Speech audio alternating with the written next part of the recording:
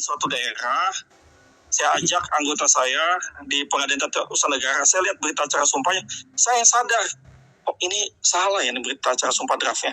Mereka nggak sadar karena mereka nggak akan tahu apa sih berita acara sumpah, isinya bagaimana. Nah, nanti coba dikirim file berita acara sumpah, ada kan? Panitia, contoh-contoh berita acara sumpah. Ada nggak? Ada, Pak.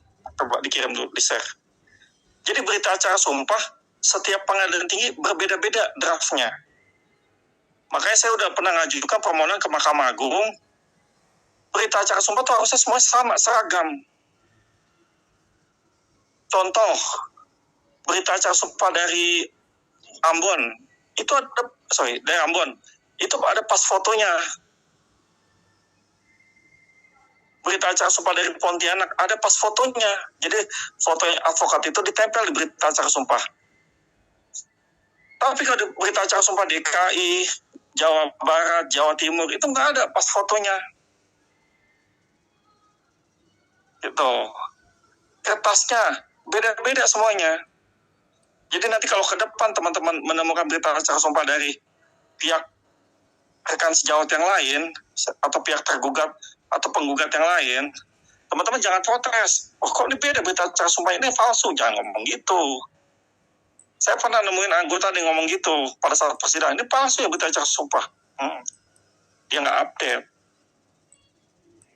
Gitu. Udah dikirim file-nya, coba lihat.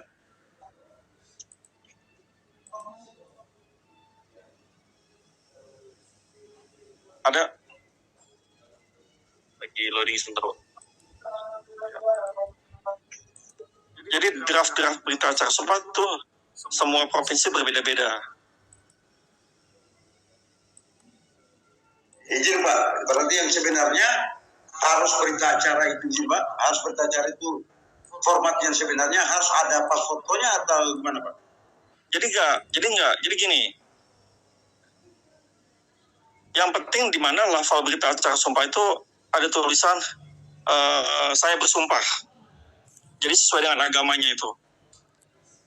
Kan bersumpah sesuai dengan agamanya, bukan karena harus ada yang benar ada pas foto atau tidak seperti itu. Makanya berita acara sumpah setiap pengadilan tinggi itu berbeda-beda.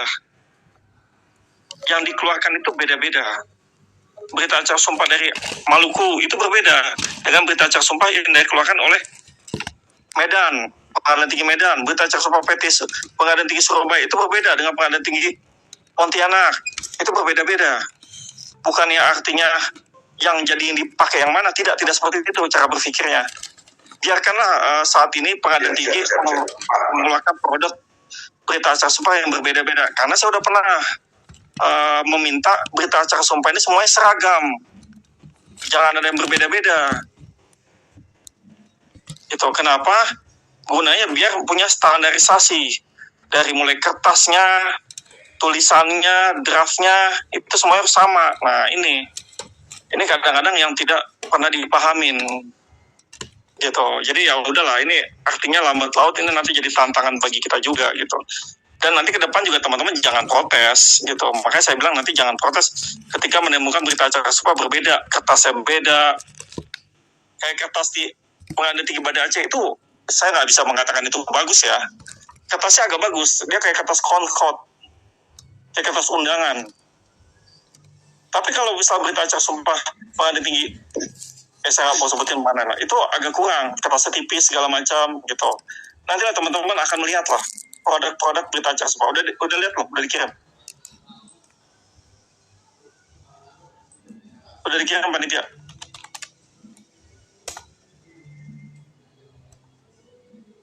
Ada nggak file-nya?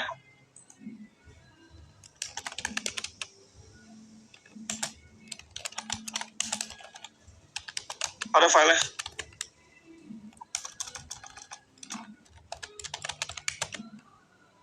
Oke. Nanti ketika teman-teman untuk mendapatkan berita acara sumpah itu melengkapi syarat untuk penyumpahan. Apa aja syarat untuk penyumpahan? 1, itu adalah ijazah sarjana hukum. 2, sertifikat pendidikan khusus profesi advokat. 3, 3, sertifikat lulus ujian yang dilaksanakan oleh organisasi advokat. 4, SKCK.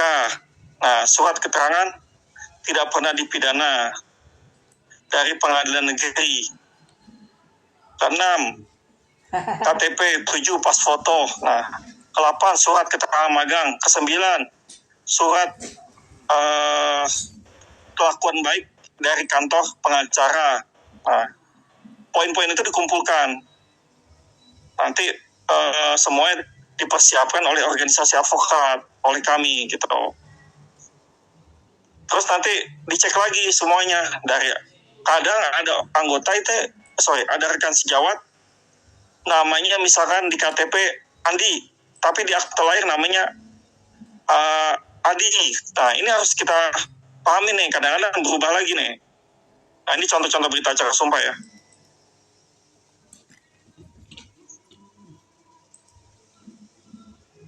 Ini ada materainya. Di pengadilan tinggi lain nggak ada materai. Ini pengadilan tinggi mana nih? Banda Aceh ya? Aceh, Pak. Banda Aceh ya, betul. Yang lain coba, yang ada pas fotonya. Bali. Nah, ini Bali. Oh, Bali ada pas foto ya? Iya, Bali ada pas foto. Oh ya, oke. Lanjut yang lain, DKI atau Medan? DKI.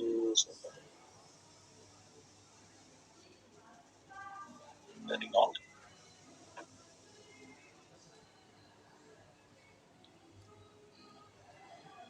Nah, Medan atau mana? Surabaya.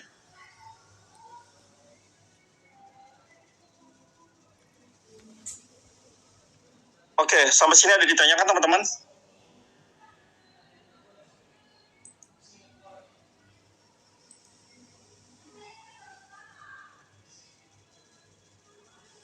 Ada yang ditanyakan? Ya, sepertinya tidak seragam ya Ketum ya. Ada yang pakai foto, ada yang pakai materai. Nah, iya, maksud saya ngasih pemahaman ini ke teman-teman, nanti teman-teman jangan protes ketika teman-teman menemukan berita acara sumpah dari rekan sejawat yang lain. Paham kan maksud saya? Karena saya masih sering menemukan ada advokat-advokat yang terutama yang masih baru itu protes. Ketika saya pernah berpraktik di sidang di mana, di Pontianak, dia protes, kok berita acara sumpah beda ini, kenapa ini palsu ya? Saya dikatakan gitu, saya bilang nggak begitu rekan, ini sama kita produknya gitu, cuman pengadilan tinggi memang berbeda-beda. Dia menanyakan, coba ketentuan berbeda-beda ada surat edarannya? Ya nggak ada sampai saat ini gitu, saya katakan gitu. Nah, inilah artinya pemahaman. Saya minta teman-teman nanti jangan nanti, oh kok beda, protes. Nah itu makanya di PPK ini selalu kita mengedepankan tentang aturan mainnya, bagaimana produk-produk itu dikeluarkan. Itu di organisasi advokat lain nggak ada kayak gini, file-file gini, coba aja cek. Karena kita, anggota kita udah seluruh Indonesia, anggota udah 6.000. Jadi kita udah kenyang lah hal-hal gini gitu loh, udah tahu. Tapi kan saya nggak pengen teman-teman nanti ketika setelah sumpah protes gitu. Artinya nih, wah jangan-jangan ikut PKPA-nya di organisasi lain nih nggak jelas nih, cuma dokter-dokter nggak jelas semua gitu. Paham kan maksud saya? Gitu. Izin Bapak, itu kalau fotonya pakai kacamata, kemarin kan saya kirim itu pakai kacamata itu Bapak, nggak apa-apa ya? Jadi gini Pak, itu beda lagi. Nanti berita acara sumpah filenya file yang baru. Pas foto ini contoh nih, pas fotonya yang mana? Saya kan nggak tahu kan ya. Pas foto yang digunakan oleh Bapak ini yang seperti apa?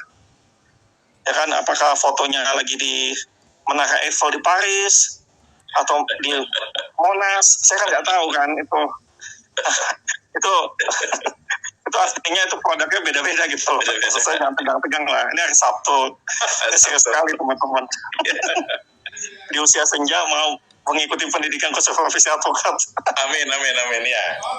Biasa di usia senja tuh semangat teman-teman aja Pak, gitu Pak, sana gitu kan. Kita itu kasihan sebagai konsultan. Pak, ya bagaimana Pak? Ya, jadi Pak tadi yang saya lihat formatnya tadi dari berita acara sumpah itu. Nah, kalau yang pemahaman saya di daerah saya itu namanya Pengadilan Tinggi Maluku dan Pengadilan Negeri Ambon. Tetapi yang saya lihat format itu yang ada pada berita acara sumpah itu adalah Pengadilan Tinggi Surabaya. Berarti nama kota. Sedangkan kalau di saya Pengadilan Tinggi Maluku berarti nama provinsinya begitu. Jadi perbedaannya itu. Nama Pengadilan Tinggi Surabaya, sedangkan di daerah saya itu Pengadilan Tinggi Maluku. Pengadilan negerinya baru Pengadilan Negeri Ambon. Oke, baik. Bapak pengadilan tingginya masuknya di situ kan nama kota, ya. Nama kota yang menjadi pengadilan tinggi. Ya, Pak? Oke, Bapak masuk ke pengadilan tinggi Ternate atau pengadilan tinggi Maluku? Kalau di daerah saya itu pengadilan tingginya itu nama wilayah provinsinya. Wilayah provinsinya, jadi pengadilan tinggi Maluku. Begitu. Nah, kan provinsi saya kan provinsi Maluku. Pengadilan tingginya pun juga nama pengadilan tinggi Maluku. Bukan pengadilan tinggi Ambon itu. Bukan. Nah, nanti baru pengadilan negerinya, baru nama pengadilan negeri Ambon, pengadilan negeri Namlea, nanti pengadilan negerinya baru nama kota. Tapi kalau pengadilan tingginya nama provinsi. Begitu. Kalau yang saya lihat itu ada kok nama pengadilan tinggi Surabaya, kan nama kota itu. Bukan Jawa Timur maksudnya begitu. Oke. Pengadilan tinggi. Ya. Kalau kayak di Jakarta itu nama pengadilan tinggi DKI Jakarta, bukan pengadilan tinggi Jakarta. Nah itu ya. Oh, yang ada itu yang tadi format. Ya. Format surat berita acara sumpah itu Pengadilan Tinggi Surabaya. Begitu. Iya. Saya paham. Saya nangkap maksud Bapak. Nanti saya cross cek Pak ya, nama pengadilan tinggi apa. Tapi itu artinya udah dasarnya lah PT-nya ada di mana itu. Yang pasti sih pengadilan tinggi itu sesuai dengan undang-undang itu harus ada di ibu kota, wilayah ibu kotanya. Misalkan pengadilan tinggi, ini contoh lagi nih yang menarik lagi. Dulu pengadilan tinggi Kepri ya, itu masuk ke wilayah pengadilan tinggi Pekanbaru. Ya, Rio. Dulu. Ya, pengadilan tinggi Pekanbaru, betul kan ya? Kepri ya. Nah, dengan adanya pemecahan wilayah provinsi baru, terbentuklah Kepri. Jadi Riau dengan Kepri udah berbeda, betul kan ya? Betul, Pak. Nah, dia membentuklah pengadilan tinggi Kepri. Itu setelah Riau. Ya, Kepulauan Riau, pengadilan tinggi Kepulauan Riau. Itu setelah sudah mungkin sekitar 10 tahun kali ya, atau berapa atau 5 tahun ya, saya kurang lengkap detailnya. Itu baru terbentuk pengadilan tingginya. Kemarin sudah ada pengadilan sekitar 5 pengadilan tinggi yang baru. Pengadilan tinggi Kepri, pengadilan tinggi Manokwari, pengadilan tinggi Jayapura itu ada 3 lagi terpecah. Sama pengadilan tinggi di Kalimantan itu Kaltara. Tapi makanya saya minta teman-teman dicek itu KTP-nya mana, di mana ibu kotanya gitu. Artinya ibu kota tempat teman-teman di mana gitu. Itu paling penting itu juga. Dan kita memahami juga artinya gini. Ketika teman-teman nanti sumpah itu ada surat keterangan magang 2 tahun. 2 tahun ini dihitung dari mana? Nah, itu penafsiran lagi. Ada pengadilan tinggi menafsirkan 2 tahunnya itu dihitung dari lulus sarjana hukum. Ada pengadilan tinggi menafsirkan magangnya itu sebelum dia lulus sarjana hukum, dia ikut PKL praktek kerja lapangan di kantor pengacara. Ya kalau saya tangkap sih ini artinya diperlukan penjelasan di revisi undang-undang advokat. Karena magang 2 tahun itu dihitung dari mana? Saya kadang-kadang selalu protes. Ada pengadilan tinggi yang terima. Ya dia magangnya sebelum lulus, boleh. Nah itu. Kan pada saat PKL itu kan ada kan? Mahasiswa itu PKL ada kan? Ya. Nah, mereka bisa milih kan mau PKL di mana kan? Ya. Ada yang PKL di pengadilan, ada yang PKL di kantor pengacara. Kalau mereka PKL di kantor pengacara, dihitungnya magang apa enggak? Nah, penafsiran lagi semuanya. Ini kita harus penting juga hal itu. Dan saya hafal sekali pengadilan tinggi yang seperti itu di mana saja. Dari wilayah Banda Aceh sampai Jayapura saya hafal. Gitu. Mau tanya, itu saya KTP kan Jakarta Timur ya. Terus untuk tadi karena alhamdulillah kita sama beberapa teman-teman acara di Jakarta Barat, kita pengabdian di sana. Nah itu surat pengabdiannya itu kemarin kan belum saya kirim tuh, berikut dengan persyaratan yang lainnya itu apa harus segera sekalian apa bagaimana itu? Mohon izin. Surat pengabdian surat apa Pak ya? Saya baru dengar ada surat pengabdian. Pimpinnya Pak. Itu tadi mohon maaf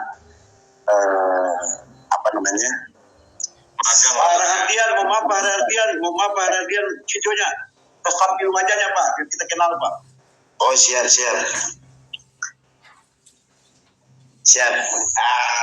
Ganteng Bang.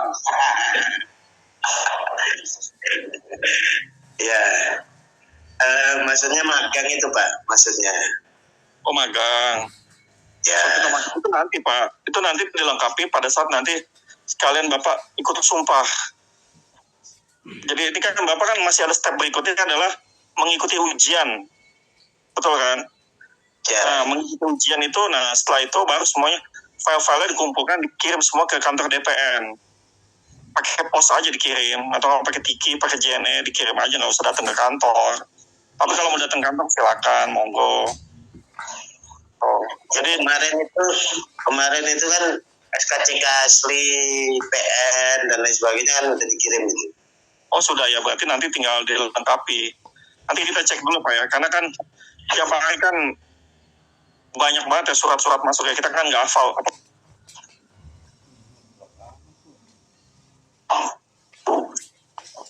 Nanti kita cek dulu ya seperti apa dokumen-dokumennya. Oke, ada lagi yang ditanyakan? Siap. Terima kasih Bapak. Saya off-kan videonya. Gak enak sama yang lain. Oke, ada lagi?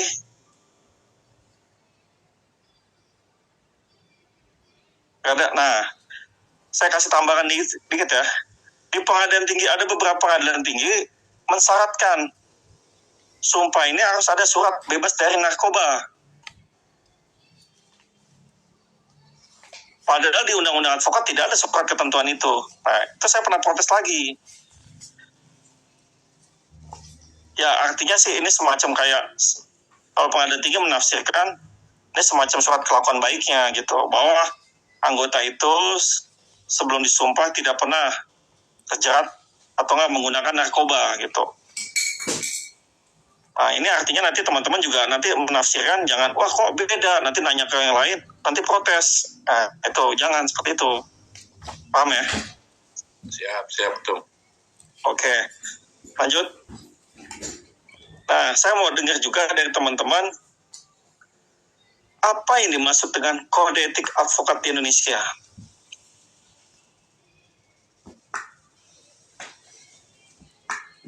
Apa yang dimaksud dengan kode etik advokat di Indonesia?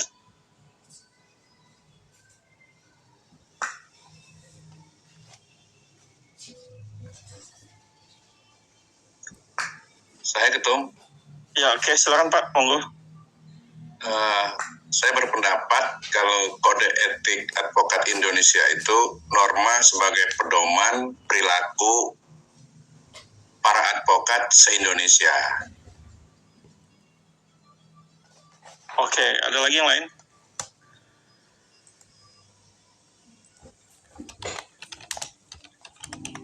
Oke, saya masuk berikutnya.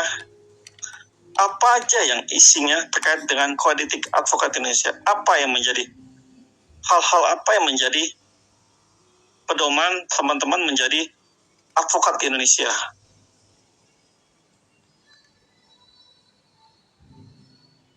Undang-Undang Dasar 45 peraturan isi terkait dengan kode etik advokat di Indonesia. Coba, boleh teman-teman searching deh.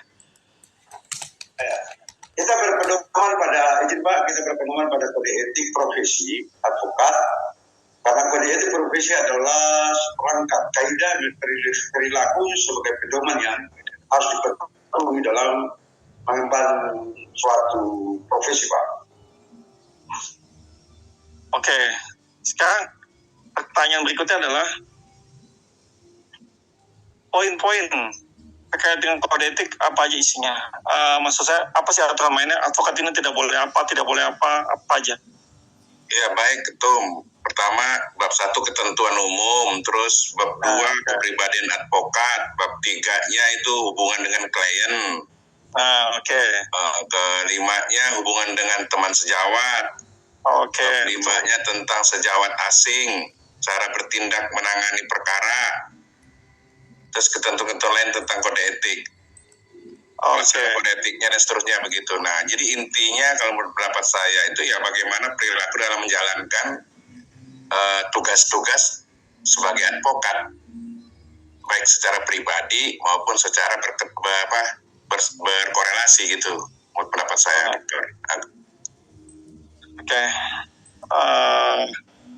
Ini sudah dilihat terkait dengan kode etik ya. Saya mau menjabarkan suatu perkara. Boleh saya menjabarkan suatu perkara? Nanti teman-teman bisa tulis. Siap. Ini suatu perkara ya. Aming dan Evelyn menikah pada tahun 2010.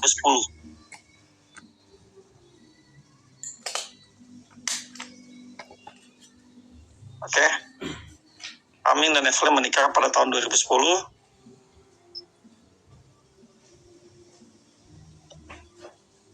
Lalu Aming ingin mengajukan cerai kepada Evelyn.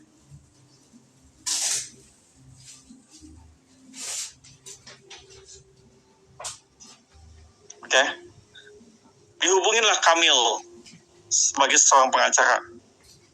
Anggaplah bapak ini sebagai seorang Kamil.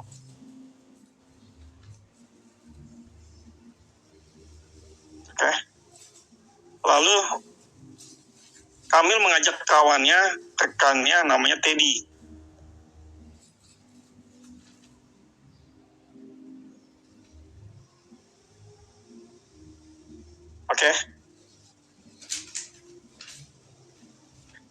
Mengajak kawannya namanya Teddy.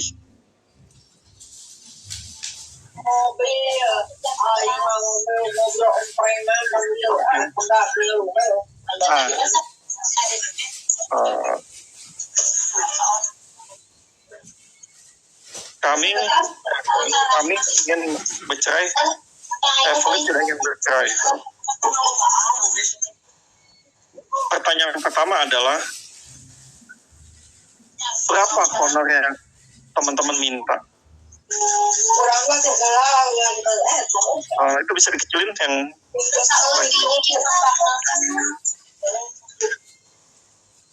kedua, tadi berapa honor yang diminta? Kedua, bagaimana pembagian antara Kamil dan Teddy? Ketiga, bagaimana kalau di tengah jalan tiba-tiba salah satu pihak kuasa hukum mengundurkan diri?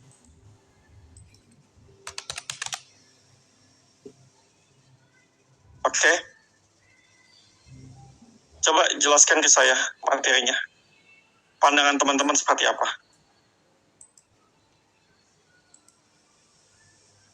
Baik, Tom. Saya duluan sambil nunggu teman-teman. Saya sedikit tambahkan lagi ya. Aming ini KTP-nya di Jakarta, Evelyn KTP-nya di Bandung. Boleh. Silakan lanjut. Baik, sambil nunggu teman-teman, mohon maaf Ketum izin. Ya. Ya, kalau diulang lagi sinopsis perkaranya, Aming menikah dengan Apple. Aming berKTP Bandung. Sementara Aming minta bercerai. Ya. Kemudian Aming minta PH Kamil dan Teddy. Ya. Dan berapa honornya? Kemudian bagaimana pembagian honornya? Selanjutnya bagaimana kalau salah satu PH-nya itu ada yang mengundurkan diri atau berpisah? Mungkin begitu barangkali ya. Ya. Betul. Jadi jawaban pertamanya adalah ya pembagian honornya kesepakatan aja gitu. Kesepakatan aja. Kalau dibayang dipikir berat, lama ya. Itu dilihat dari gonogininya barangkali ketemu satuan ukurnya. Kalau gonogininya banyak ya digedein aja gitu ketemu. Tapi kalau dia susah ya pro bono aja kali ya. Kemudian perkaranya diajukan di pengadilan. Karena ini kalau Aming mungkin muslim ya, tapi Apple-nya mungkin non, maka mungkin bukan di pengadilan agama atau di pengadilan negeri barangkali sidangnya. Kemudian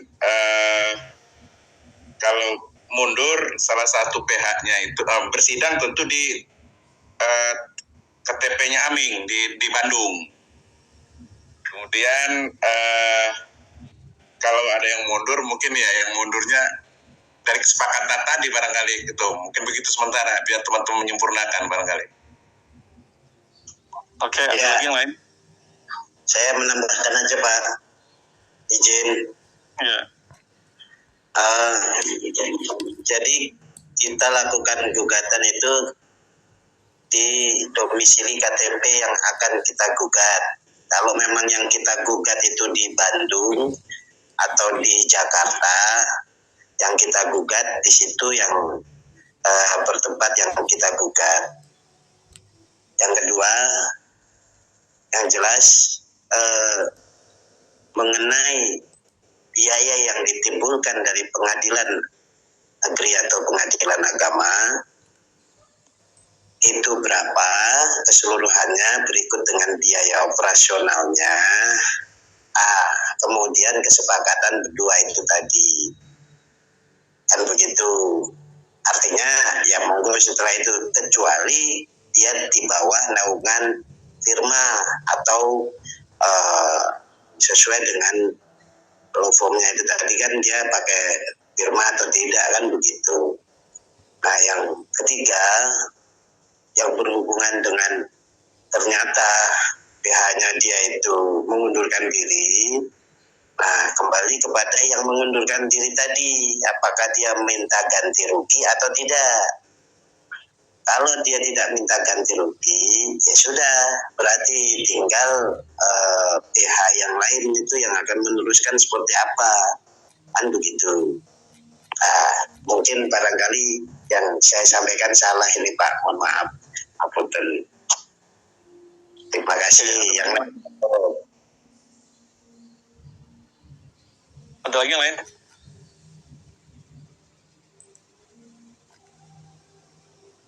Oke, ada lagi? Oke, saya lihat jawabannya masih normatif nih, teman-teman. Pertama adalah ketika teman-teman punya suatu perkara, kenalin dulu kliennya siapa.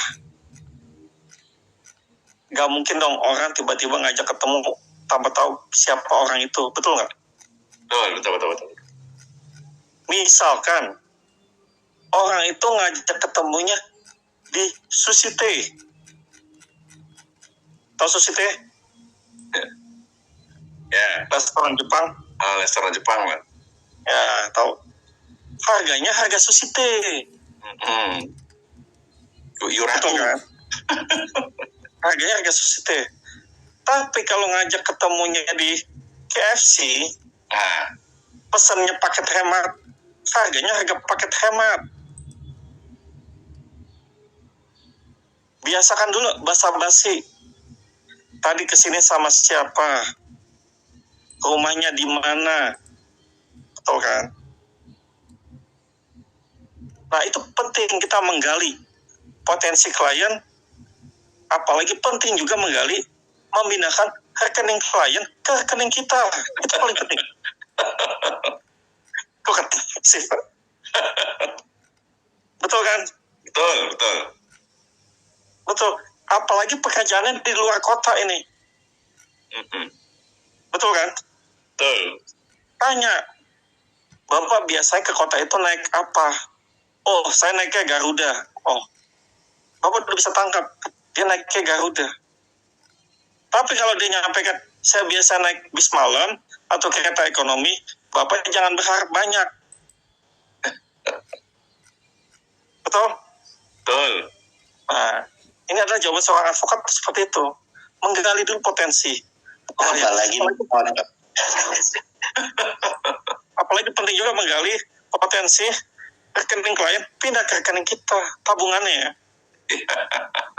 Itu penting. Karena ilmu itu nggak akan didapat di bangku kuliah. Di bangku PKP yang lain juga nggak akan didapat. Nggak akan didapat, benar. Coba tes teman-teman yang lain. Benar. Lalu penting juga biasakan sama klien itu membuat proposal. Betul. Nanti kalau teman-teman nggak bisa membuat proposal, bisa nanya ke saya. Yang penting saya diajak masuk kuasa hukumnya. Betul. Asal cocok. Siap. Orang ketemu kan nggak mungkin naik bis malam, naiknya Garuda udah pasti. Siap. Ya kan? Nah, itu penting. Penting sekali potensi itu. Nanti kita bikin proposal ke klien terkait dengan aturan mainnya. Jadi teman-teman sebagai advokat juga nggak capek nagih honornya. Nagih bagaimana teknis pembayarannya, segala macam. Kita berhak untuk mendapatkan honorarium. Apa itu honorarium? Penghargaan tertinggi klien kepada kita. Makanya saya nggak pernah percaya dengan perkara pro bono murni. Kalau pro bono dia nggak mampu, dia masih punya tenaga. Kadang kita dikasih hasil kebun, mangga. Kita kadang dikasih hasil tambang, nikel. Nah, Mas. Nah itu penting itu kan. Sertifikat balik nama ke kita. Nah itu penting juga gitu. Nah artinya gini, kita harus tahu potensi klien kita siapa. Jangan kita banyak klien juga, tapi kliennya pada nggak jelas. Itu penting.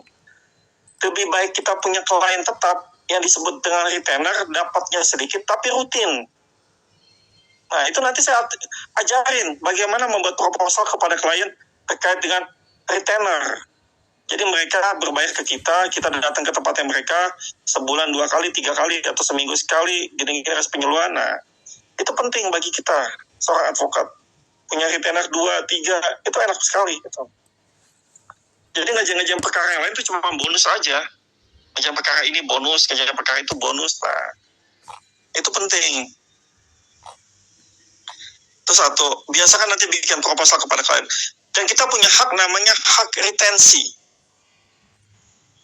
Di surat kuasa kita dicantumkan di surat hak retensi. Apa itu hak retensi? Coba saya mau dengar dari teman-teman. Penahanan harta klien tatkala klien ingkar.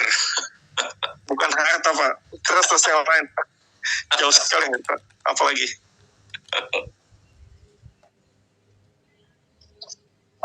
Biaya per sekali datang. Bukan. Hak retensi itu hak menahan dokumen klien. Bukan harta ya, Tom? Bukan. Hak menahan dokumen klien. Kan kalau harta itu kan macam-macam. Sertifikat, dokumen kan? Ya kan, hak menahan dokumen klien kepada kita. Bukan harta. Jadi kayak misalkan dokumen-dokumen yang asli, apa, nikah asli, atau apa, KTP, segala macam. Nah, itu kita hak menahan. Kemarin ada seorang advokat curhat ke staf DPN PPKI. Saya boleh cerita, boleh? Boleh. Ya, Hasanah jadi Hasanah. Ya, kan, saya kan suka mendengar dari staf-staf di kantor gitu. Ada apa sih, masalah apa gitu. Ini Bang, tadi kemarin ada advokat datang ke kita bikin kayak clipping terkait dengan dia kliennya. Kenapa kliennya? Kliennya nggak bayar dia. Kenapa nggak bayar? Ya dia ngadu supaya kita melakukan upaya hukum. Saya bilang advokatnya aja kagak ngerti itu bagaimana aturan mainnya. Pertama buat dulu proposalnya, jangan mau disuruh klien begini begitu, betul kan? Nah, ketika membuat proposal, nanti di surat kuasa sudah mulai pembayaran pertama. Sampaikan kepada klien bahwa advokat dibayar lunas, kabur Bu. Mendingan dibayar bertahap aja. Syukur-syukur 2 kali pembayaran, udah bagus. Misalkan di surat kuasa, pembayaran 25%, nanti di pendaftaran gugatan, pembayaran 25%, nanti sebelum pembuktian, pembayaran. Nah, itu terus tahapannya ada mekanismenya. Jangan kita capek ujuk-ujuk minta honor kepada klien. Paham? Sampai sini? Paham. Ada yang mau ditanyakan dulu sebelum kita masuk materi berikut ya?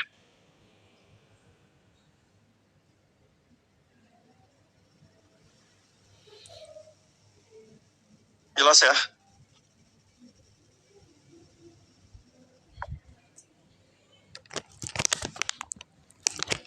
Jelas? Oke. Nah, di sini juga ditekankan mengenai etik. Ketika teman-teman nanti melanggar etik, itu dari organisasi bisa mengirim surat ke Pengadilan Tinggi dan ke Mahkamah Agung bahwa advokat bersangkutan lagi terkena masalah kode etik. Kode etik itu berupa macam-macam, teguran, sanksinya sanksi misalkan tidak boleh beracara selama 3 tahun, 2 tahun, 5 tahun. Nanti kita kirim surat ke Pengadilan Tinggi, ke Pengadilan Negeri, wilayah domisilinya. Jadi nanti Pengadilan Tinggi akan keep, atau Pengadilan Negeri, oh nama ini nih lagi kena masalah nih dari organisasi. Nah, di situ pentingnya juga terkait dengan kode etik. Kita tidak boleh menjanjikan kemenangan kepada klien. Itu penting. Kedua, kita tidak boleh meninggalkan klien pada saat sebelum masa kerjanya selesai. Makanya itu di surat kuasa juga dicantumkan. Proses surat kuasa ini pada saat sampai mana? Karena advokat itu adalah yang memberikan jasa hukum baik di pengadilan maupun di luar pengadilan. Jadi kelihatannya sepele nih surat kuasanya, misalnya honornya murah nih. Iya, dia tingkatnya pada saat apa? Sebelum masuk ke pengadilan atau litigasi. Masih pada tahap mediasi. Mediasi gagal, kita masuk nanti ke litigasi. Karena ada surat edaran Mahkamah Agung terkait mengenai masalah perdata, kita wajib melakukan mediasi dulu. Mediasi nggak perlu harus jadi mediator. Makanya orang kadang-kadang suka salah persepsinya. Bang, mediasi, kita kalau mediasi harus jadi mediator. Ya nggak juga. Advokat bisa melakukan mediasi gitu. Mediasi kan cuma mendamaikan kedua belah pihak. Kalau kedua belah pihak tidak setuju, mau tetap lanjut di persidangan, litigasi, honor kita beda lagi. Gitu. Makanya itu penting menafsirkan di surat kuasa itu. Kadang banyak klien yang terjebak hal itu. Oke?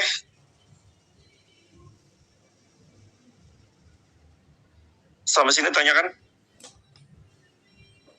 Nah, kita kulas balik lagi terkait mengenai masalah peran fungsi di organisasi advokat. Di Indonesia ini organisasi advokat banyak sekali.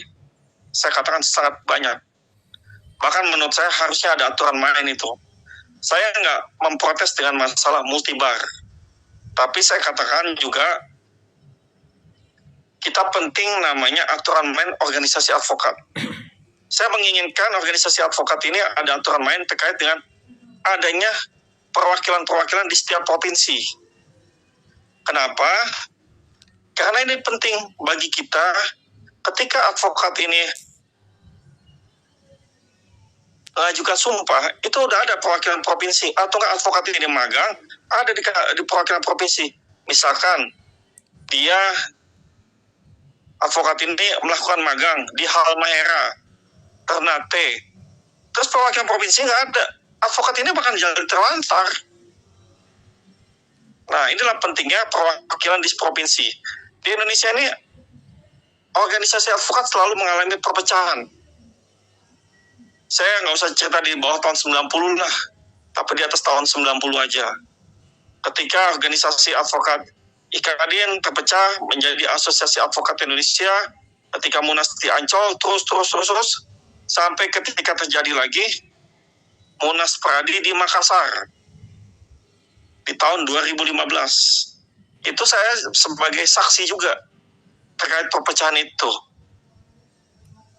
Bahkan saya melaporkan salah satu ketua umum Pradi, saya laporkan. Nanti bisa searching nama saya, pelaporan itu seperti apa. Saya melihat organisasi advokat ini makin lama kok makin sembraut ya, tidak mencerminkan officium nobilinya. Sebagai contoh, di PPK ini meninggal aja mendapatkan santunan. Coba filenya, fotonya ada nggak? Panitia.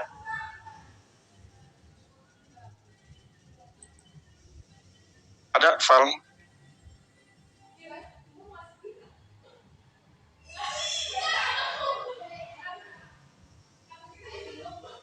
Panitia, file penyantunan ada. Bentar, Pak.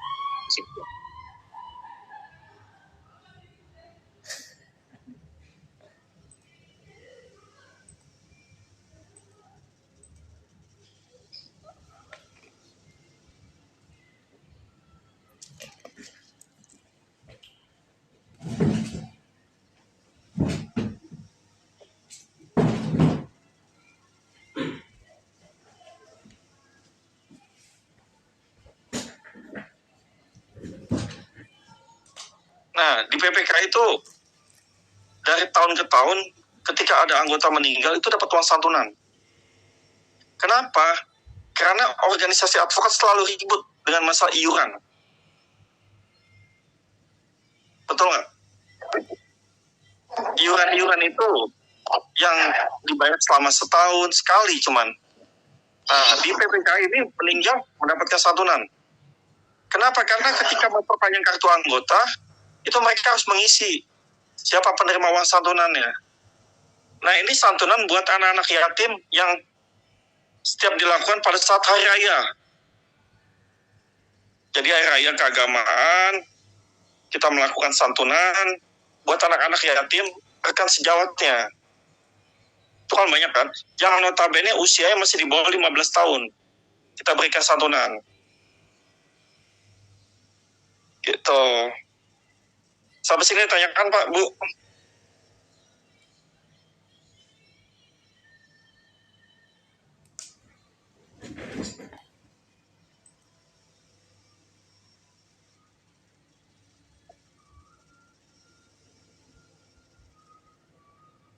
Kalau asuransi termasuk juga Ketum.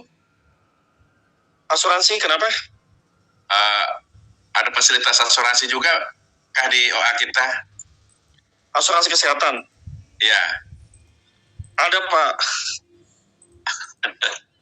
Ada, tapi itu sebenarnya asuransi kesehatan itu artinya anggota yang mau mengikuti aja. Oh gitu ya. Sifatnya nggak, bukannya kalau misalkan asuransi jiwa ini kan sifatnya keharusan, bukan keharusan ya.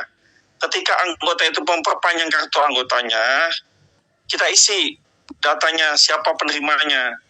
Jadi ketika memperpanjang kartu anggota, coba file kartu anggota formulir perpanjang, coba kasih lihat panitia.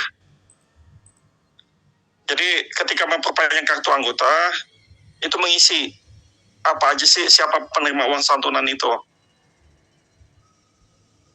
Nah, terus dan ini bayarnya itu boleh pilih, mau iuran yang setahun, 2 tahun, 3 tahun. Ini artinya memperpanjang kartu anggota ya, bukan iuran bulanan ya. Karena di kami ini nggak ada iuran bulanan, iuran cuma setahun sekali. Dan kita juga rutin melakukan pelatihan-pelatihan. Ketika teman-teman sudah mempunyai kartu anggota, ada pelatihan-pelatihan, itu macam-macam pelatihannya, itu gratis. Nah ini, itu filenya, formulir kartu anggota. Nah itu ditulis siapa penerimanya. Saya kan nggak tahu bapak di sini, ibu bapak-bapak di sini, istrinya ada berapa. Saya kan nggak tahu di situ kan. Nggak mungkin saya tahu kan. Kan nggak mungkin saya udah tanya ketika udah tutup usia. Siapa yang bilang gitu. Siapa yang cara, kan saya nggak mungkin menanyakan itu. Oke. Baik. Oke, sampai sini ada yang tanya?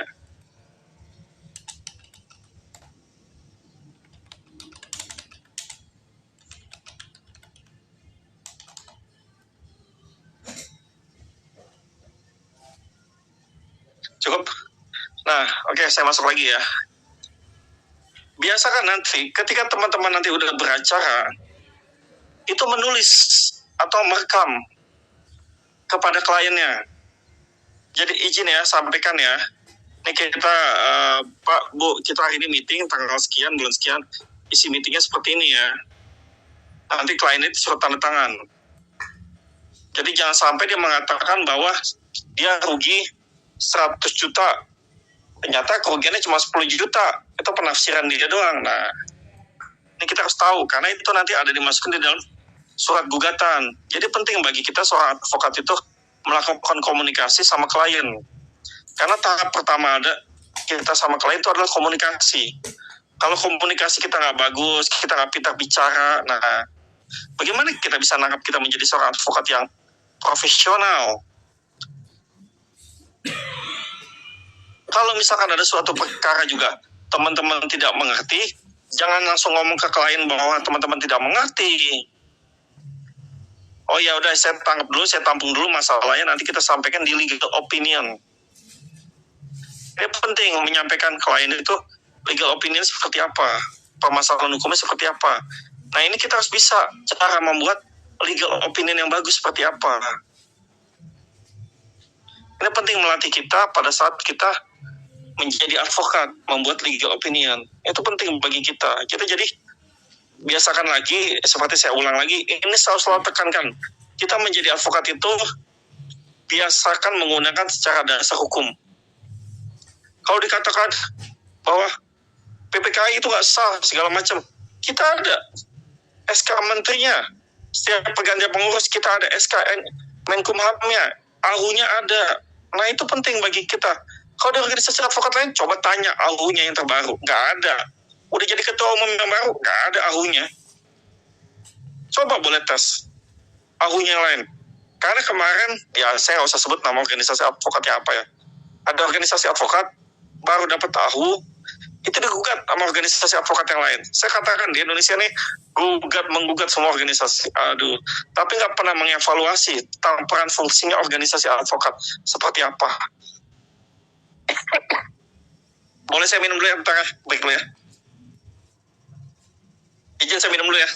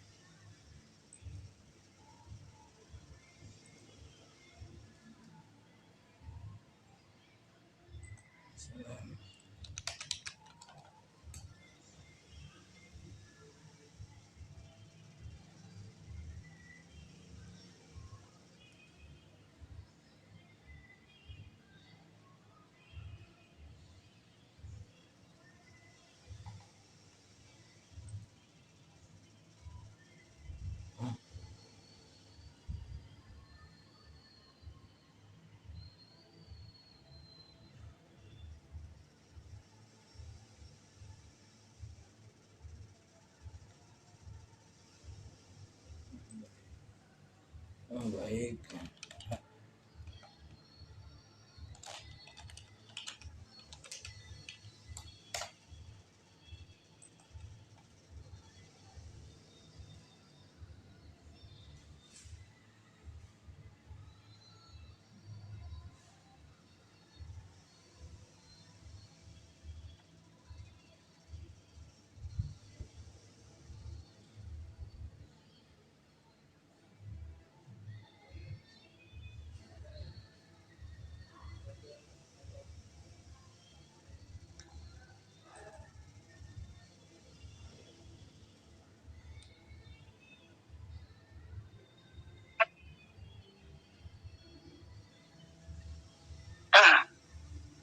Ya, kita mulai lagi ya. Suara saya masih jelas nggak? Jelas, Pak. Masih jelas. Oke, ya, sorry saya habis minum dulu. Pause. Oke, tadi saya ulang lagi.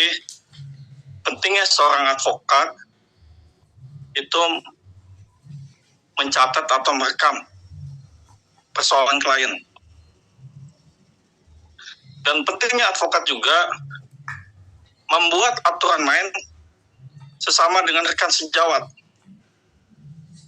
Jadi kalau teman-teman mengajak rekan sejawat untuk masuk dalam kuasa hukumnya, itu penting bagi kita membuat aturan tertulisnya. Sampai mana, bagaimana pembagiannya. Nah, ini paling penting nih. Karena seringkali dan banyak kantor advokat ini bubar karena masalah bagi-bagi. Advokatnya pintar, tambah-tambah paling pintar, kurang-kurang paling pintar. Bagi-baginya ini Jeblok nilai. Nah, kalau tambah-tambah nilainya bagus semua. Kurang-kurang paling bagus. Bagi-baginya ini. Nah, itu penting bagi kita seorang advokat mengatur hal itu. Sama aja mengatur terkait dengan manajemen kantor advokat. Itu penting juga ilmu itu. Karena sekarang ini dunia persaingan seorang advokat itu sangat global dan sangat kompleks.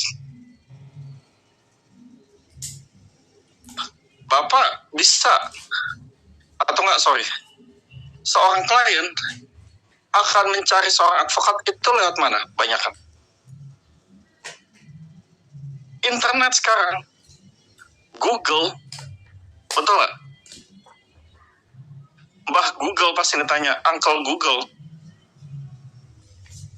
advokat di perceraian di Surabaya, yang keluar siapa namanya? Itu ada. Advokat perceraian di Jakarta, atau advokat yang menangani perkara pidana, itu mereka akan cari lewat Google. Sama aja ketika kemarin saya ada suatu perkara, saya nggak perlu sebut di mana lah, pokoknya bukan di Indonesia tapi di luar negeri lah. Klien ini mencari seorang advokat lewat Google. Terus tiba-tiba ketemu sama advokat tersebut, dia konsultasi, udah dikenain biaya. Konsultasi doang ya? Konsultasi doang, udah dikenain biaya. Tiba-tiba advokat ini meminta harga sekian jumlahnya. Dia kaget, gila mahal sekali. Terus dia harus menyelesaikan pekerjaan ini, tapi dia nggak mampu dia membayar advokat itu. Dia mencari saya melalui anggota yang lain gitu. Karena saya punya rekomendasi dan rekan kerja di negeri tersebut, di luar negeri ini ya, itu ketemu harganya, honornya ketemu, cocok gitu. Nah ini pentingnya sebagai seorang advokat mengenal dengan namanya teknologi. Memang banyak potensi-potensi kerjaan, permasalahan-permasalahan hukum itu banyak sekali. Tapi yang paling penting, permasalahan hukumnya yang kira-kira tabungan mereka pindah ke tabungan kita. Itu paling penting. Itu penting, Pak. Karena gini, advokat itu mendapatkan 3 hal untuk honorarium.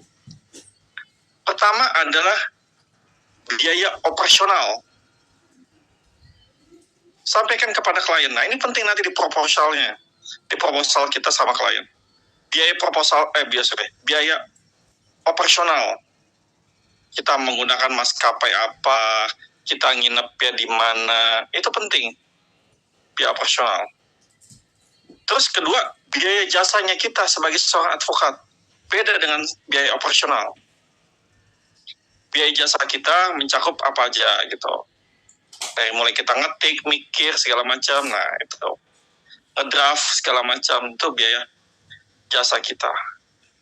Ketiga, success fee. Tentu kalau pekerjaan ini berhasil, mendapatkan success fee dong. Nah, itu bayangkan. Pekerjaan kita 3. Memang hal ini tidak mudah mendapatkan poin-poin biaya tersebut. Makanya itu pentingnya adalah, saya ulang lagi, aturan main sesama klien. Hubungan Anda sebagai seorang advokat dengan klien. Itu penting. Ditekankan hal itu, aturan mainnya seperti apa. Oke, sampai sini ada tanya?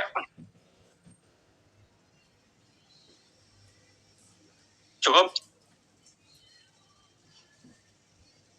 Jelas. Nah, sekarang saya tanya lagi kepada teman-teman. Ketika teman-teman nanti bermulai beracara menjadi seorang advokat, kantor dulu apa klien dulu?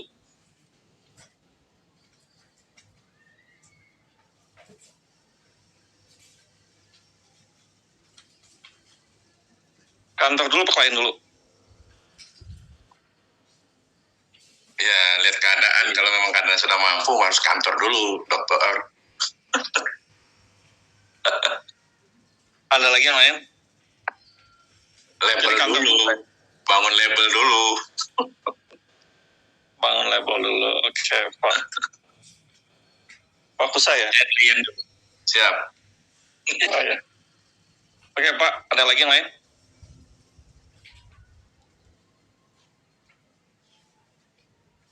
Kantor dulu apa klien dulu?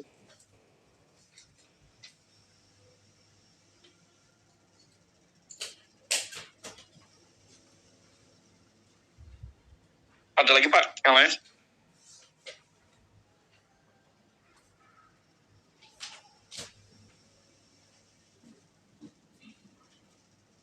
Oke, gini, saya mau tangkap adalah ketika teman-teman nanti beracara dan mempraktek, itu pentingnya teman-teman mempunyai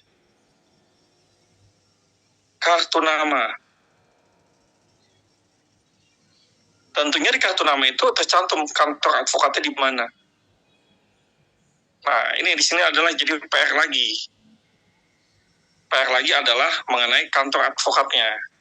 Kalau alamat kantornya ini susah dicari dengan klien, atau nggak alamatnya ini di tempat yang klien ini agak ragu mencarinya, itu klien pasti nggak mau. Betul nggak? Betul. Ragu.